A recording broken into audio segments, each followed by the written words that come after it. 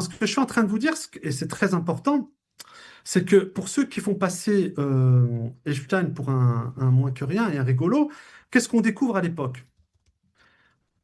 Voilà, je reste dans le cadre du secret défense, je ne peux pas en dire voilà, et c'est un peu le scoop de ce soir. Donc, on a dans le viseur ce personnage parce que dans le cadre de la sûreté de l'État, on ne peut pas permettre à quelqu'un d'organiser des partous avec des enfants sur le territoire national. Hmm. OK?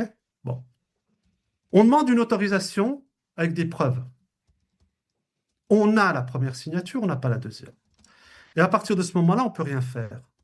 Et qu'est-ce qu'on va découvrir en réalité? C'est qu'Epstein, ceux qui essaient de le faire passer pour un rigolo aujourd'hui, euh, à l'époque, et c'est ce qu'on découvre, il avait été pris en main par quelqu'un qui était déjà dans les services israéliens, puisqu'il était à l'époque le responsable du renseignement militaire, qui était Ehud Barak.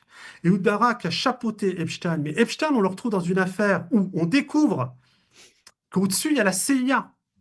Epstein a fait partie des intermédiaires. Ben, ça, vous ne le trouvez pas dans les documents. Dans l'affaire qui a fait un scandale à l'époque de Ronald Reagan, tu peux Hmm. taper sur Google, Marc, l'affaire des contrats iraniens, des contrats, Ah, l'Iran, des Ouais, contrats. il a fait rire en contrat, ouais. oui, où ils Voilà. vendaient des armes des deux côtés, à l'Iran, à Ouais, l'Irak. ouais. Merci. Et qui c'est qui a fait l'intermédiation pour tout ça? Bah, c'était Israël. Et Hmm. qui on retrouve à l'époque dans tout ça? Le dénommé Epstein.